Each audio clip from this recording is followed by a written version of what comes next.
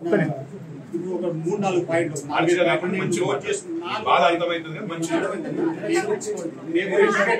Post graduate అంటే educated ఒక 4-5 పాయింట్లే రాసుకోండి. సింపుల్ సూటిగా ఇక్కడ ఉన్న ఆలోచన డిటెన్షన్ ఈజ్ మెయిన్.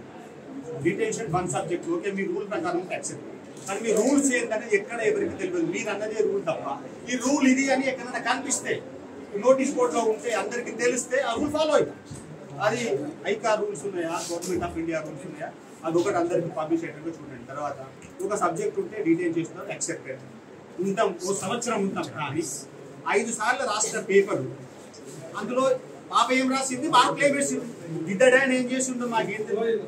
5 సార్లు పాస్ గా ఒక సబ్జెక్ట్ ఉంటే మీ దగ్గర మరి ఇప్పటిదాకా అందరూ పిహెచ్డి చేసిన ప్రొఫెసర్స్ ఉండాలి. పనికి బాగా పెట్టి వీళ్ళందరూ పాస్ మాట ఎట్లయితారే కదా. అంటే పిహెచ్డి చేసిన ఉంటే మంచిగా ఎక్కువ. తర్వాత ఒక అమ్మాయి 5 సార్లు ఫెయిల్ అవుతుంటే మీ డీన్ కానీ మీ సబ్జెక్ట్ టీచర్స్ కానీ వీళ్ళంతా మరి ఏం జాగ్రత్త తీసుకున్నారే. కూరగాయలు 5 పాస్ అయితే లేదు, 5 సార్లు రాసిర్రు అని మీది ఏం పట్టించుకున్నారు, కాలేజీలు ఏమైతే పట్టించుకుంటారు. చూడు కనీసం కూర్చోటి బిడ్డ మీరు ఇలా పాస్ అవుతుంది, మీరు తప్పు రాస్తుంది చెప్తున్నారు. ఫీజు అయితే ఇప్పుడు ఎట్లా చెప్పాను, ఎగ్జామ్ రేపు అంటే ఇప్పుడు డబ్బులు కట్టండి, మొత్తం ఫీ అంతా క్లియర్ ఉండాలి. మొదట ఏం చెప్పి 3 సార్లు కట్టాలండి, పోయి 2 సార్లు అన్నా పే చేస్తామని. ఫస్ట్ ఇయర్లో ఫస్టే మొత్తం కట్టేయండి. వచ్చి రిక్వెస్ట్ చేసుకొని 2 అనుకొని సార్ సగం కడతాం సార్ అని అంటే పర్మిషన్ ఇస్తారు. ఏదో మాకు ఎగ్జామ్ రాసేటప్పుడు అంటే ఫస్ట్ సెమ్ రాసేటప్పుడు మేము మొత్తం ఫీజు కట్టాలి, మీకు హాల్ టికెట్ ఇస్తాం, లేకుంటే ఆ లింక్ ఓపెన్ చేయకుండా పెడతారు. మస్తు నాలెడ్జ్ ఉంటాయి దగ్గర, సాఫ్ట్వేర్ లింక్ పెడతారు, నీకు లింక్ ఓపెన్ గా మళ్ళీ వచ్చి ఫీజు కట్టి దండం పెడితే ఇస్తారు. మేము వచ్చి మళ్ళీ సెకండ్ సెమ్ ఎగ్జామ్ అప్పుడు డబ్బు కట్టాలి. ఇప్పుడే కట్టమంటే ఎట్లా కట్టు అనేది ఒకటి, ఇది ఒకటి ప్రాబ్లం. అది పట్టించుకోరు అంటే నిర్లక్ష్యంగా మాట్లాడతారు. మొన్న చిన్నారెడ్డి గారు మాట్లాడితే లేడీస్ ఉంటాడు, ప్రణాళికార సంఘం చిన్నారెడ్డి గారి దగ్గర కూడా పోయినా ఉన్నా మెయిన్ మీ ప్రధాన డిమాండ్ ఏంది?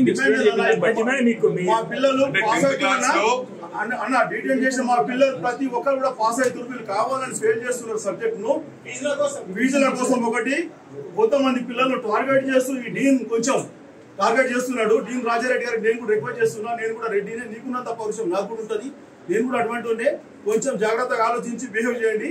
పిల్లల పట్ల దురుసుగా ప్రవేశిస్తే మాత్రం బాగుంటుంది. ఎందుకంటే మాకు చదువు ఇంపార్టెంట్ కన్నా బిడ్డ ఇంపార్టెంట్, మా భవిష్యత్తు వాళ్ళ బిడ్డల భవిష్యత్తు ఇంపార్టెంట్. అది మాత్రం గుర్తుంచుకోవాలి. మేము పిల్లల కోసం ఏదైనా చేస్తాం, అందుకోసం ఎక్కడ దాకా వచ్చిన తెగింపు అనేది మా దగ్గర ఉంటుంది. జాగ్రత్త ఖబర్దార్ హెచ్చరిస్తున్నాను. ఇప్పుడు మాకు ఎందుకంటే 4 ఎగ్జామ్స్ పోయినాయి పిల్లలకి, 3వ సంవత్సరం కంటిన్యూ చేస్తూ 4 ఎగ్జామ్స్ డీటెయిల్ తీసేసి ఈ నెలలో పడ్డాయి, నెల రోజుల్లో కూడా 4 ఎగ్జామ్స్ కంటిన్యూషన్ పెట్టి ఆ డిటెన్షన్ అనేది తీసేయాలి. ఆ ఎగ్జామ్ పాస్ చేయాలి, మళ్ళీ రాయాలి. ఇంకా రాసుడు అనేది ఉండదు. ఫస్ట్ ఇయర్ లో ఉన్న ఎగ్జామ్ అందరినీ పాస్ చేస్తూ ఈ 4 ఇప్పుడు జరిగిపోయిన 4 సబ్జెక్టులను ఎవరైతే ఉన్నారో, ఎవరైతే థర్డ్ ఇయర్ పోలేదు డిటెన్షన్ అయి ఉంటారో వీళ్ళకి ఇమీడియట్ గా థర్డ్ ఇయర్ సెకండ్ సెమిస్టర్ కాబట్టి ఇప్పుడు ఎగ్జామ్స్ ఆల్రెడీ 4-5 అయిపోయినాయి. Third year second semester promotion వస్తారు. తర్వాత వీళ్ళు ఏదైతే ఫెయిల్ అయ్యారో అది సప్లిమెంటరీ రాస్తారు. అదర్వైజ్ ఎగ్జామ్ డైరెక్ట్ గా పాస్ చేయడంతో కుదరదు, అది తెలిసిందే అందరికీ కూడా. కాకపోతే కమిటీ వేసి వాళ్ళు మళ్ళీ వాల్యుయేషన్ పేపర్ చూపించడము అవన్నీ చేయడం చేపిస్తారు, దాని డౌట్ లేదు. బట్ సెకండ్ థింగ్ ఏంటంటే ఇప్పుడు వాళ్ళు ఎవరైతే ఇప్పుడు ఫస్ట్ సెమిస్టర్లో థర్డ్ సెమిస్టర్లో ఎగ్జామ్స్ అయిపోయినాయి, 4-5 ఎగ్జామ్స్ అయినాయి, ఆ ఎగ్జామ్స్ కూడా 1 month లో మళ్ళీ అకాడమిక్ కౌన్సిల్లో పాస్ చేసి అకాడమిక్ కౌన్సిల్ అప్రూవల్ తీసుకున్న తర్వాత వాళ్ళ ఎగ్జామ్స్ కూడా కండక్ట్ చేపిస్తారు. వాళ్ళకి ఏంటంటే నా సబ్మిషన్, నేను ఒక ఎడ్యుకేషన్ గా ఉన్నా కాబట్టి అది కూడా నా దగ్గర నుంచి చెప్పాలి. కాబట్టి నేను బిజినెస్ మ్యాన్ గారు, నేను అకాడమిషియన్ పర్టికులర్లీ నేను చదువుకున్నా. కాబట్టి పిల్లలు ఏదో ఒకటి కేసు ఏదైనా నా నోటీస్ రాకుండా ప్రాబ్లం అయ్యొచ్చు, అది నేను ఒప్పుకుంటున్నాను. ఎందుకంటే ఇంతమంది సముద్రంలో ఒకసారి చిన్న చదువుకుంటూ, బట్ నేను తప్పకుండా టేక్ కేర్ చేస్తాను. బట్ ఒకటైతే నాకు కన్నులో కూడా ఇక్కడే ఉన్నాడు, పాస్ చదవకుండా పాస్ సబ్జెక్ట్ అన్ని కంప్లీట్ చేసి ప్రమోట్ చేసేది పాస్ చేసేసాడు అంటే మాత్రం దయచేసి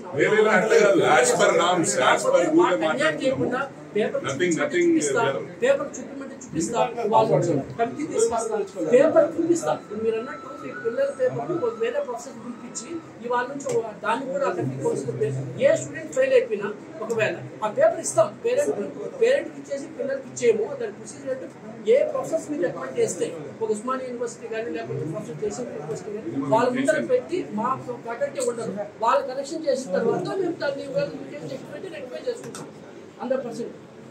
తప్పకుండా